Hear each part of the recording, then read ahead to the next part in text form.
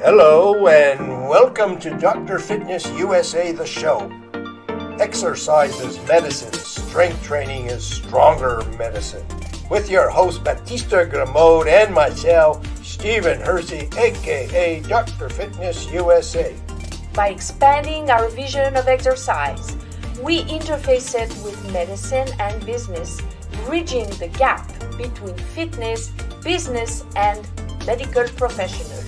The show is designed to uplift and inspire a world of healthier and stronger people.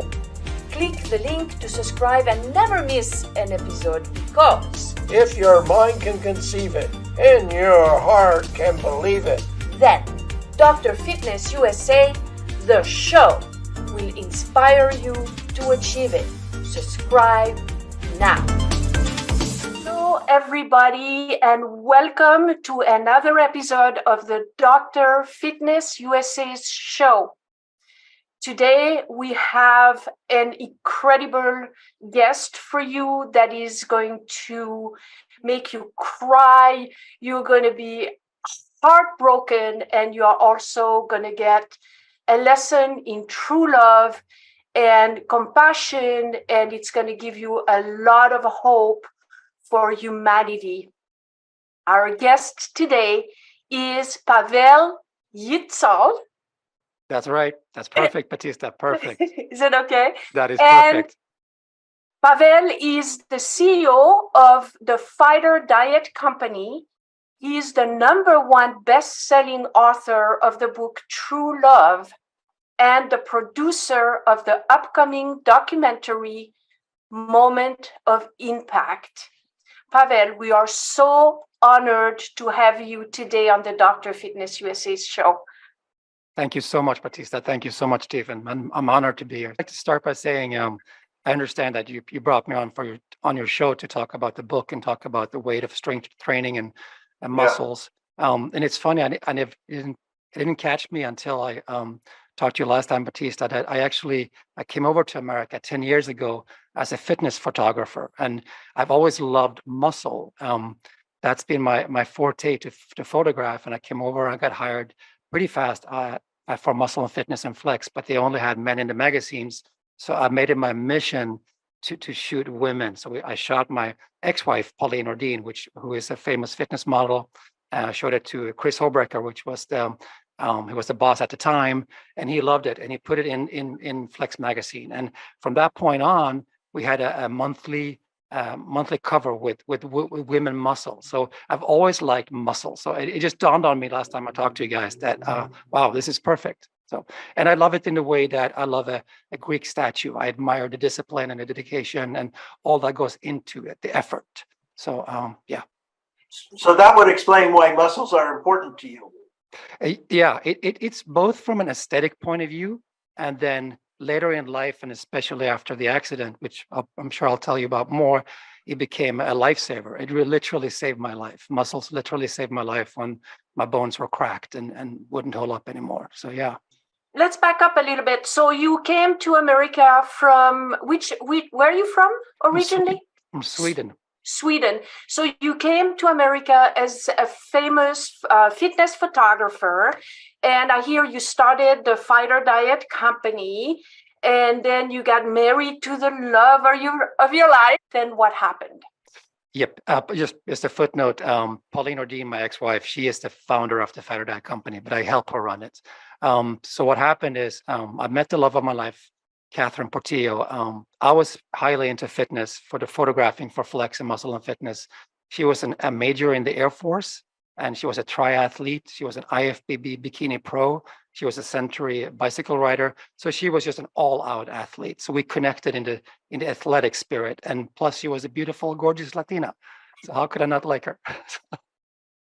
So that was happy. So it was beautiful from the first start. It was just a match made in heaven. You know, we were both looking for family. Like I had a so-so upbringing, and her upbringing was terrible. She was raped multiple times. She was adopted, sent off to the U.S. Air Force all alone. Just a horrific childhood. So we were both looking for security and safety, and we found that in each other. So, yeah. So what I'd like to know is what actually happened a year later Right. that asked for you to have the most courage that anyone could have. Thanks, Stephen. Yeah, we were on our way to a Christmas party in Laguna Beach, and I had a Range Rover, a pretty sturdy car, and we drove up on the 405. And as I drive up onto the 405, it's we don't see anything, but the whole car all of a sudden just shakes. So it's like a big boom. It shakes, and the car starts drifting. And I hold on to the steering wheel, and I'm not a big guy, but I'm strong, and I hold on, and it goes like this. So, and I can't control it.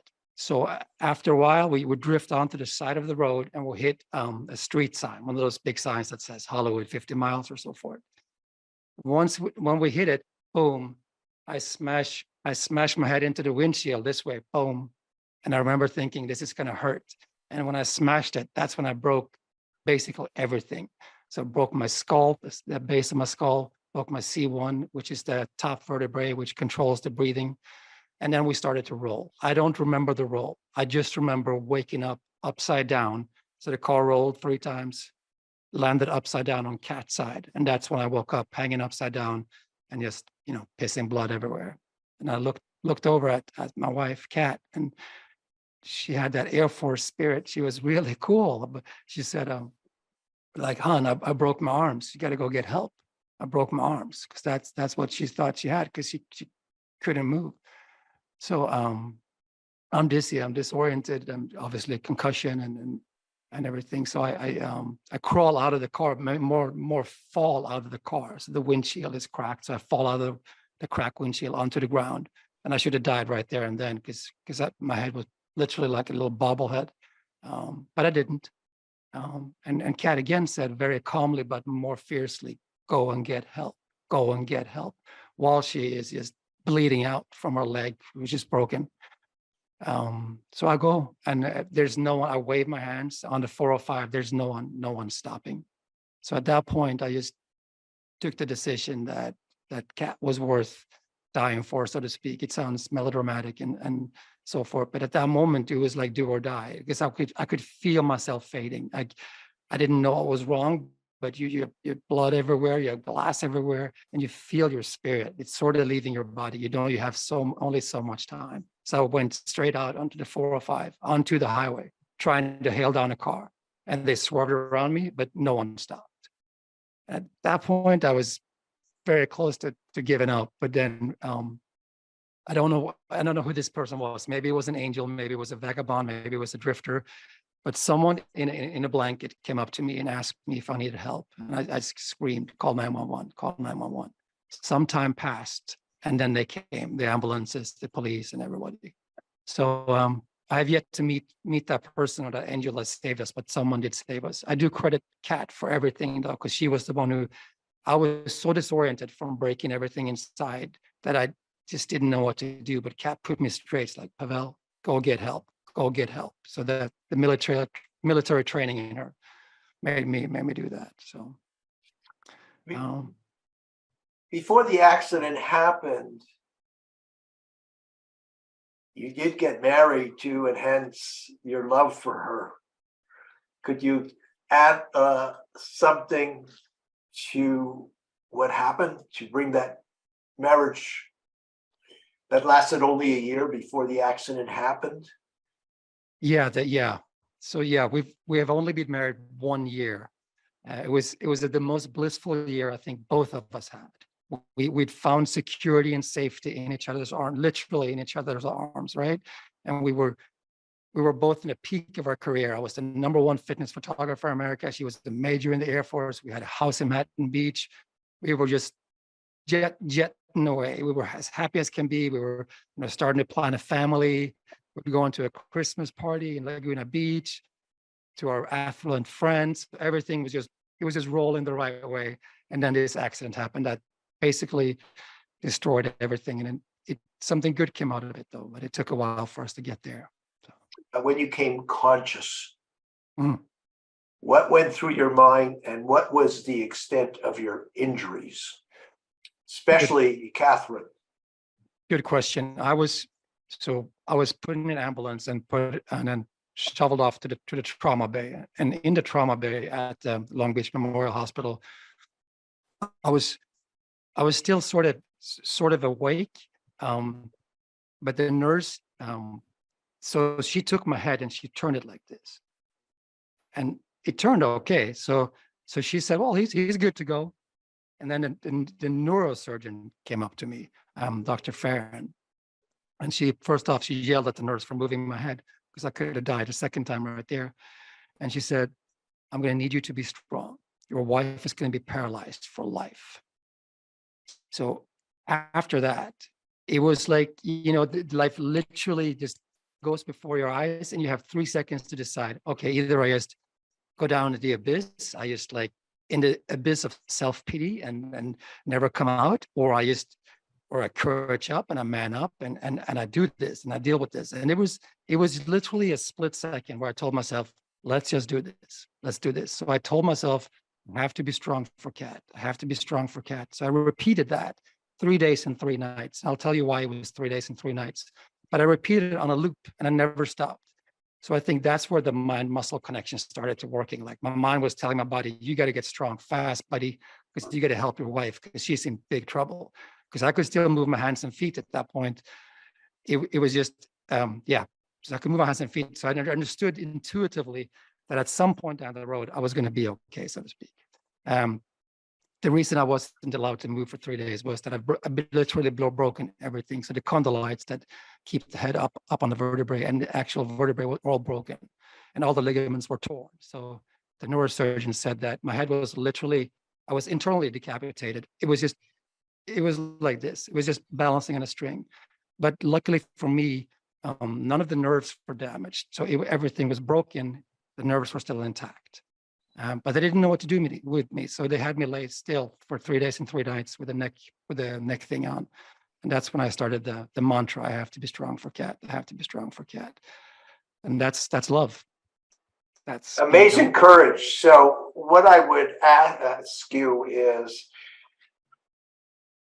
when you saw your wife for the first time and saw the vegetative state she was in, what happened in your mind, on your heart, so to speak? It's a tough question. It's a tough question, Stephen, because I still to this day, I think I've not acknowledged it. I don't know if that makes sense, but I think what keeps me going and keeps me driving is that I don't allow myself to think about that. Like I obviously take care of her every day. I see her every day. I do catheters, but I don't allow myself to go down that hole because if I do, there'll be too much pain. So even right when the neurosurgeon told me you have to be strong, that's when I started being strong, and then I kept at it. I just never went down the black hole because I knew if I went down, I would not come up. And by that, I mean, just shoot myself or kill myself or just leave. I don't want to take no part of the responsibility. It's just this huge responsibility just came up on your shoulders, and people don't like to talk about that. But you can imagine, like I have a person that can't move. I'm going to take care of her. There is no family, not on my side, and very little on her side. So it can be quite overwhelming. So to be frank, I don't allow myself to cry that much. It's not because I'm tough. It's just if I start, I don't know when I'm going to stop, if that makes sense. So yes. What was your visual image when you saw her for the first time? Yeah, it was terrible. It was awful. She was just intubated, and she had a trach, which means that a machine was breathing for her.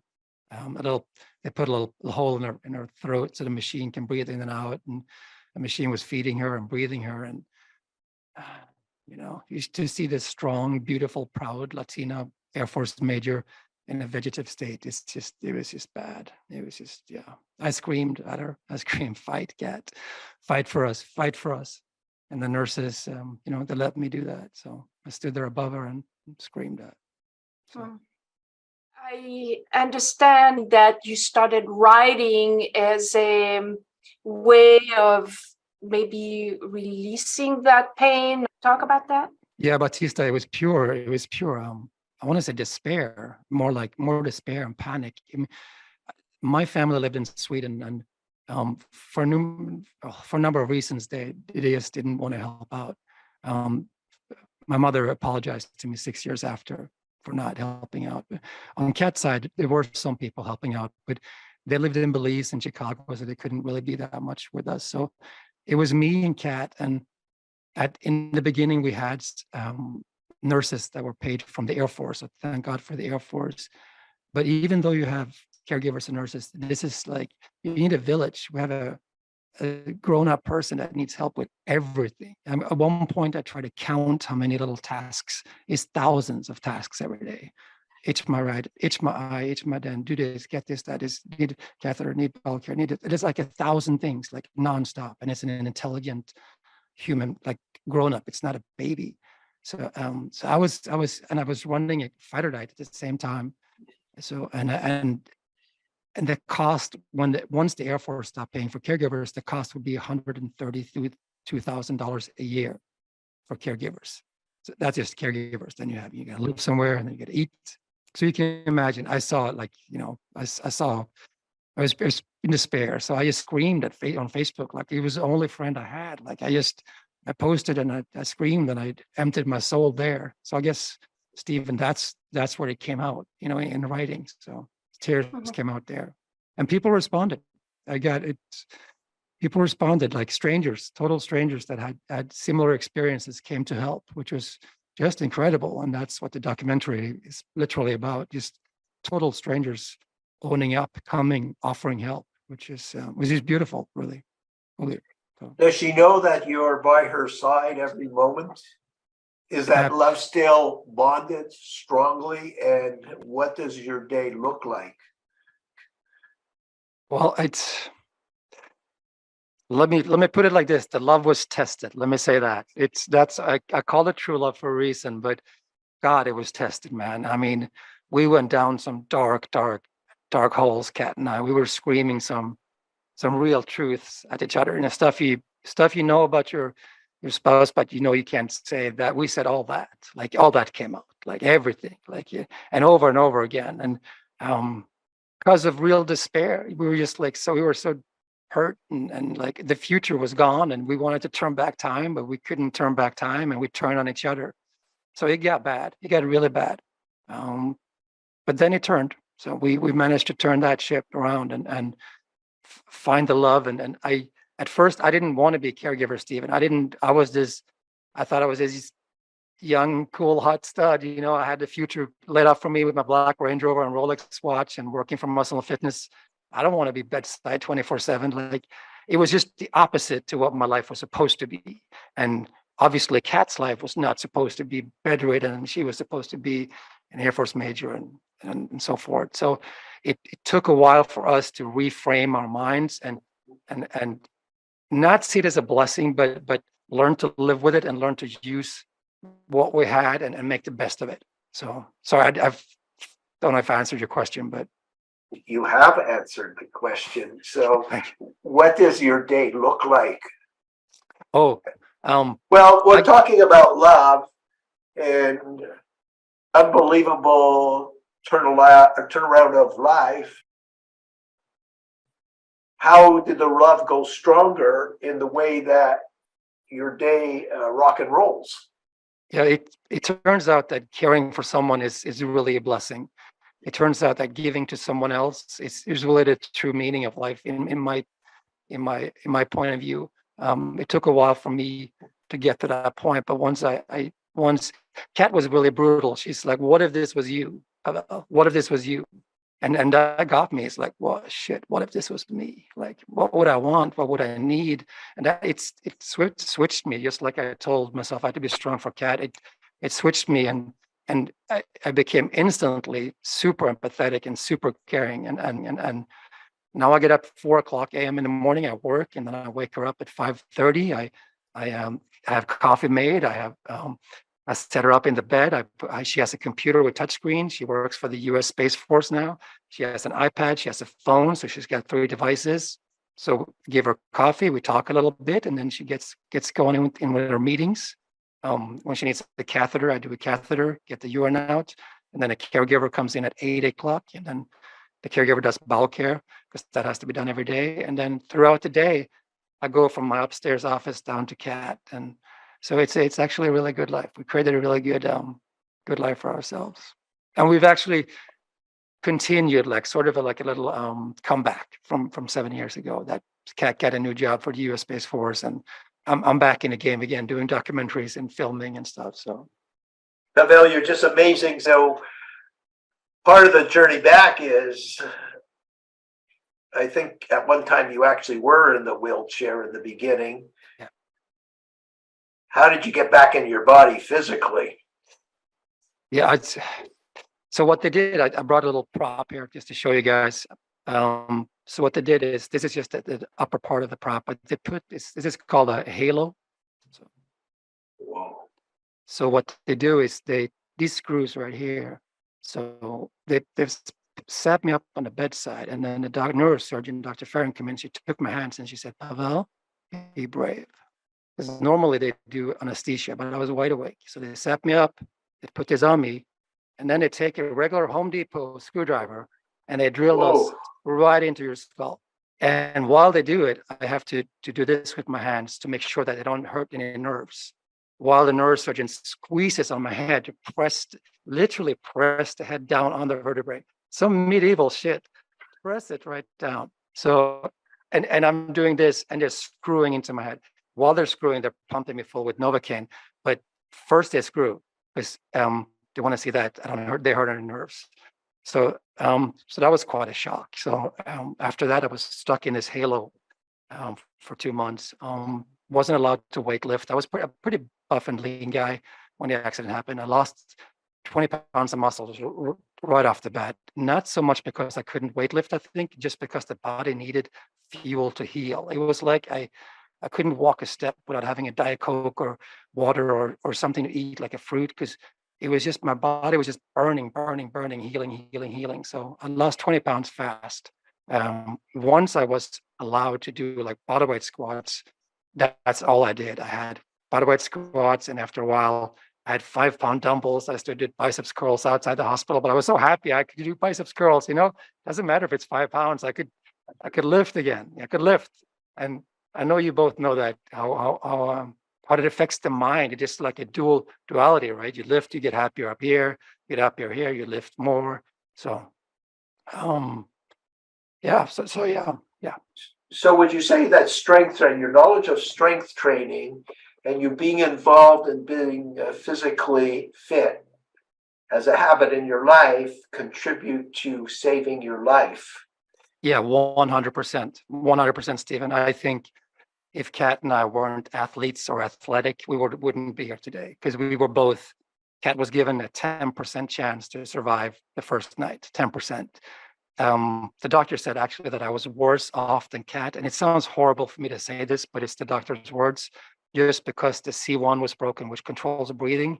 So if the C1 breaks just like a millimeter in the wrong way, you can't breathe anymore. So athleticism absolutely saved us. And then we had I think the mindset of being athletic and being an athlete saved us. Like we fought, we started fighting. I mean, I started fighting in a trauma bay. Like the minute the doctor told me that my wife's going to be paralyzed, I started fighting. Kat started fighting to get off the trach. The minute she realized her situation, she wanted to get out of the trach so she could breathe on her own, so she could talk. So we just started fighting, and I attribute all the weight training to that. So yeah. And then later on, of course, when I took off the halo, I could be more free and just put mass on it again. And it helped me be strong for my wife. Like physically, I I carry her everywhere, like at my house. We don't use we get a lift from the VA, but I used to carry her. Like, so I squat down below 19, just pick her up and carry her when she wants to go. So that takes a little bit of a stamina and some mind muscle connection to do that all the time without tearing a hamstring here and there. So yes. Strength training and muscles are golden. I mean, people don't realize how important muscles are, like, until you don't have them anymore. And if I get going on a little bit of a rant here, my wife obviously don't move, so she lost all her muscles, so she's just bone and ligaments right now. And her shoulders, you can see how the bone they go apart because there's nothing holding them together. So if you want to see how important muscles are, you can look at my wife, and it's that sad. That is a sad sight, and I can speak about it now because it's been 7 years. But you really see how important they are for a functional, moving body. Without them, there is nothing. You can't move. It's just skeleton, it's just bone on bone and ligaments and so.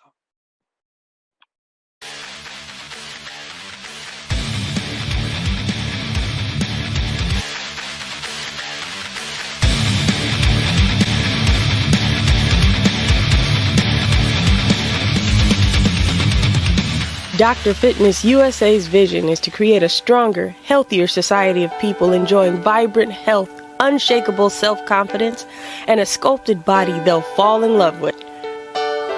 Our custom-tailored formulas act as the GPS to your ultimate transformation so you can reach your destination faster and safer without injury.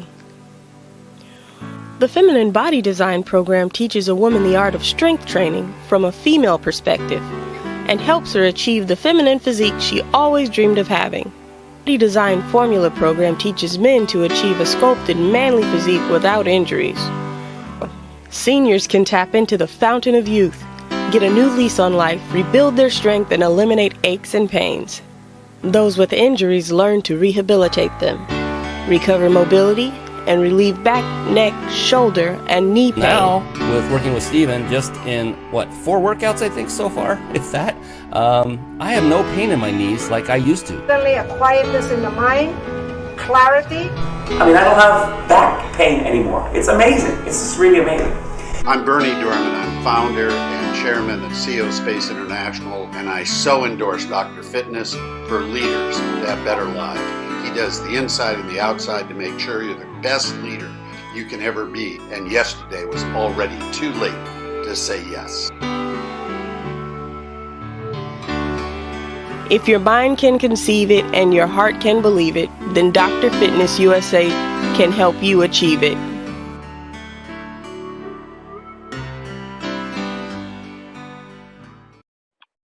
This is short of a miracle or amazing. We could say that this is a true life event from tragedy to your triumph over impossible odds. Yeah. It's, it makes you wonder, Stephen, like, what's the meaning with everything, and how did we make it, and why did we make it? And I got to be honest and tell you that many times I've wondered, like, why did we make it? It might have been easier just to not make it, so to speak, because there's been a lot of misery throughout these years to get to the point where we're at now. Now we're obviously grateful, but I wouldn't want this. Let me rephrase and say like this: if it was just me who was in the accident, I would want everything to be exactly the same. I have become a better person. I have become empathetic, understanding, and my greatest joy is to help other people not love. Obviously not for Kat. So I don't know if that answers your question, but there is a lot of blessings in what happens. There is for me. There is some for her, but it's tough when she's paralyzed neck down, so to speak, to speak about blessings. But we've proven our love, and we have a good life, and I know we inspire other people. And so one of my greatest joys, and the reason why I'm so thankful for being on this podcast and talking, is to inspire others and give others strength. And I know they get strength when they read my book. They get resilient. They get hope, because they see that someone else did it. He did it, and then I can do it. And I give them some tips and stuff. So, Wonderful. Can I ask you to define muscles? Because in the real world, people think of stretching, aerobics, fitness, things like that. They don't really think that they need to go to an environment that actually has weights, and they need to learn how to use them to actually develop real muscle. Running and conditioning like that isn't really the same as having real muscles. So a lot of people don't find that very important. They think, oh, I don't need muscles, but really we do to function properly. Yeah, Stephen, you know more about this than I do, but yes, we absolutely do, and we need to load the skeleton. Like, we need to load the skeleton for the skeleton to stay strong, and we need to load the skeleton, to load the muscles for them to grow and stay there. Otherwise, they disappear. Like, it's ephemeral. We need to constantly take care of them. I would not be able to take care of my wife if I didn't have muscles. I wouldn't be able to lift her if I didn't have muscles. I wouldn't be able to function as well as I do if I didn't have muscles. And I do that. I have a rogue rack in my garage, a complete barbell and all kinds of plates, just so it's close to me, and so I'll never skip a gym session. I can go out there in the morning, in the evening, in the night, whenever I want to, and I do. I never skip a session because it's so close to me. So for me, it's been life-saving. And women especially get scared of muscle. They think it's lift the weight and they're going to get big muscles, and we all know that it takes a lot to even get a little bit of muscle. So I wish. So yeah, women especially should lift heavy, not be afraid of muscles. If they lift heavy and they eat right, they'll get toned and they'll look the way they want, and they'll have a healthy, strong, beautiful body, so to speak. And I think we shouldn't be afraid to say that either, that muscles are beautiful. I really think there's an aesthetic value. Like there's a reason why we have Greek statues looking the way they do. They're not fat, they're not blobby, they're powerful, they're admirable. There's a reason why they're like that. They're warriors. So yeah. You So answered that. great. Wait a second. You answered that perfectly, except can you expand on, to get muscles, you actually have to lift weights. That's something that's not defined. Okay, I get muscles, but the person at the other end, will modify this, is they don't know that they actually have to lift weights. yes, Steve. They might be involved in all these fitness activities or bands at home, but they actually have to lift physical weights, heavier weights, as time goes on, to heavier weights to actually acquire muscles. So lifting weights equals strong muscles. Yeah, I have a complete home gym in the garage where I lift weights. I lift heavy weights, and the heavy weights break down my muscles and they build them up with food, and I get a little bit bigger. And that's a process that keeps on going every day. And I enjoy the process. There is joy in the suffering. There's joy in the suffering of working out, if that makes sense. Like there's a happiness in the pain of working out. I know this might sound a little off for some, but try it. You might like it, and you might like how you feel after you work out. You get the endorphin rush and you just feel powerful. There's something special about feeling powerful. And that you get by working out with weights and heavy weights. No green, blue dumbbells. Take the black strong ones. Yeah, one of the major misconceptions that we get when we talk to people is this lightweight, high reps, or I do yoga, I'm fine, or I walk my dog. So that's one of the message that we want people to know, is that you do have to pick up weight, and women heavy weight. I leg press 650 pounds. Yes, sir. I make the boys cry. So, and last time I checked, I didn't look like a guy. So yeah, I was a photographer for Muscle and Fitness and Flex, and I shot all the most beautiful athletic women in the world, and the bikini girls even. They're so petite and they're so beautiful, but they're strong and they lift heavy just to even get that little amount of muscle. So people should not be afraid of lifting heavy. They should embrace it under controlled circumstances, obviously, but it brings so many health benefits, like lowers blood pressure and keeps you mentally stable, I feel. And certainly in these times, which are kind of unruly and so forth. So it keeps you mentally grounded. Was good nutrition a part of your recovery? That's a good question, Batista. I did and I didn't, and I'll tell you all about it. So since I work with a company called Fighterdiet, I had some knowledge about what good nutrition was. So I understood that in order to heal, I had to work out as much as I was could and allowed, but I also had to eat right. And I did. I had more or less only vegetables and lean proteins, but I did have quite a lot of whiskey in the evenings just to be able to sleep. So this is like, I'm out of the hospital, I'm alone, it's Christmas, my wife's paralyzed, I'm had a halo on, it's bleeding every day from all the holes in my head. So it's quite miserable. So I ate healthy, but I had whiskey just in order to sleep, just to don't let my mind go crazy. Once I was able to take the halo off and I was able to weight lift more, get all the stress out in lifting, then the whiskey get lower and the weights get more. So it was like a little pendulum there. So, but yeah, the diet was important. It really was important to nourish your body the right way. And the neurosurgeon, Dr. Farron, said she meets 6,000 patients every year. 6,000. She said she had never seen anyone heal up as fast as I did. And I'm not saying that because I'm some sort of superhero. That's not it. But I did the right things. I ate right. I got sleep, even though it was vodka induced. I got sleep, and I worked out as much as I could. And that was the trinity to get strong fast. Okay, so now you're doing a documentary. So you are in some ways having to relive the experience.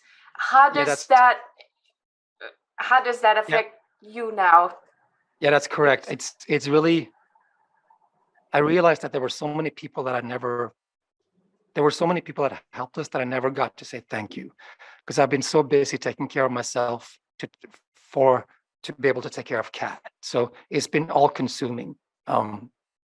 The book was a good therapy for me, and once I got out and became a bestseller, I realized, oh, there's a need here. This the kind of stuff is needed. That not that many people write about this. I call the documentary about the people that helped us a love letter. So it's a love letter to my heroes, and I wanted to tell the world a little bit about them, why they helped, because I found that interesting. Like, why would they see something on Facebook and then reach out, message me, and offer to come and help, and like help be with Kat, help bathe Kat, help make dinner, help stay. I mean, why would someone do that? So that's what I'm trying to examine a little bit, and also I reconnected with the doctors and let them have their say on what really happened, and some stuff came out, and I'm glad they didn't tell me at the point where the accident happened and so forth. So, but it's a love letter to our heroes. That's what it is. Okay. Uh-huh. And then we're doing a feature film, if I can just put that in there. We have a screenplay ready, and we want to do a film dramatization of the book. So the documentary is a little practice run to do a feature film, which will be a true love story, Stephen. The story, just as you described it, that against all odds, we made it, and we a true love story. That's So, Pavel, I understand that you have a gift for our audience. Can you talk about that? Yes, Batista and Stephen, I have 10 free copies of my book, True Love and Suffering. So the first 10 people that email you guys will get the book mailed to them. So I'm hoping that can be a good gift.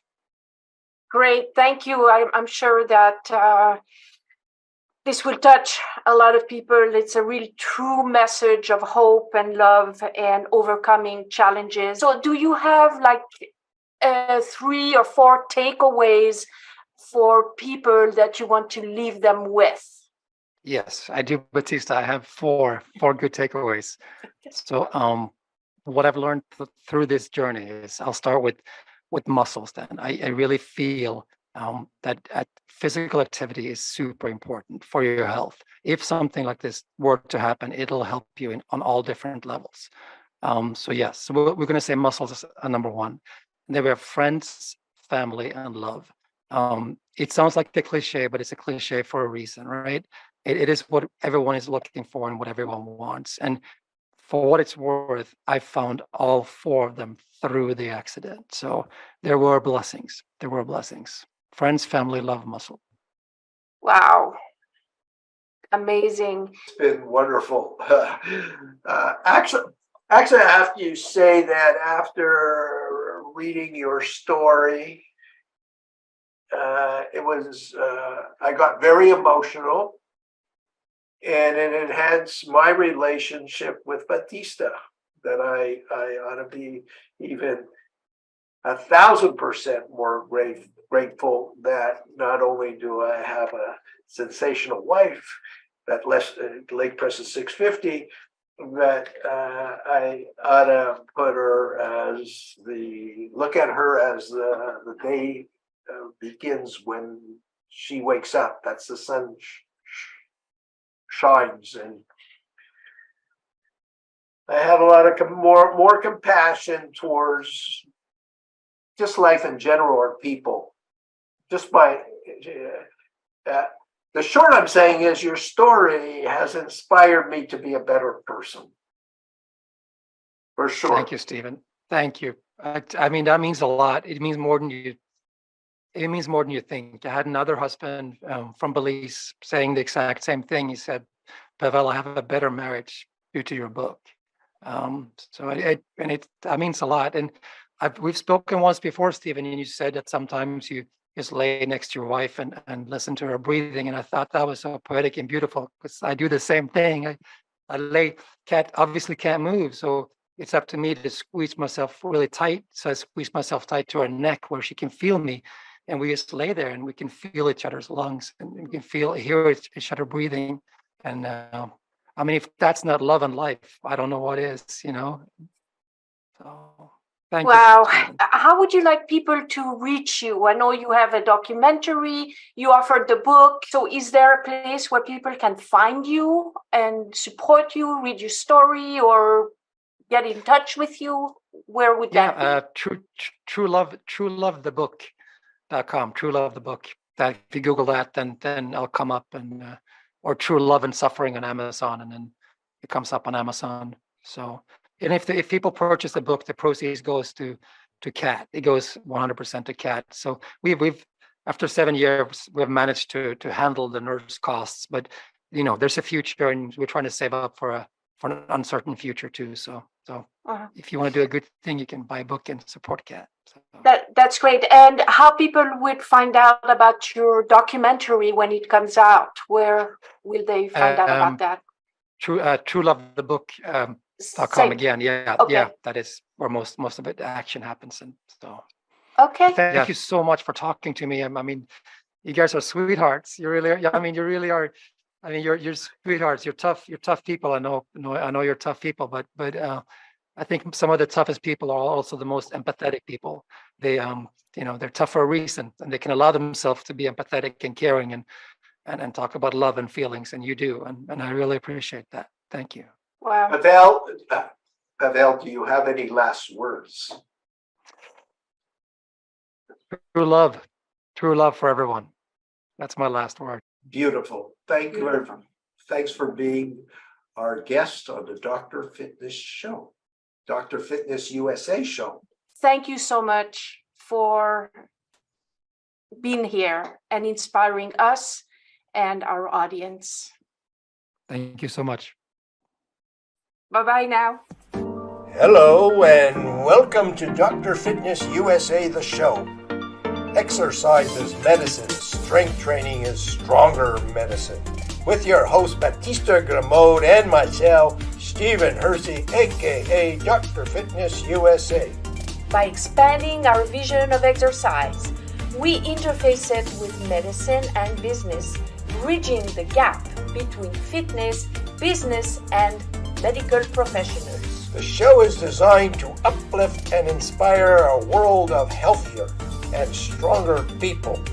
Click the link to subscribe and never miss an episode, because if your mind can conceive it and your heart can believe it, then Dr. Fitness USA, the show, will inspire you to achieve it. Subscribe now.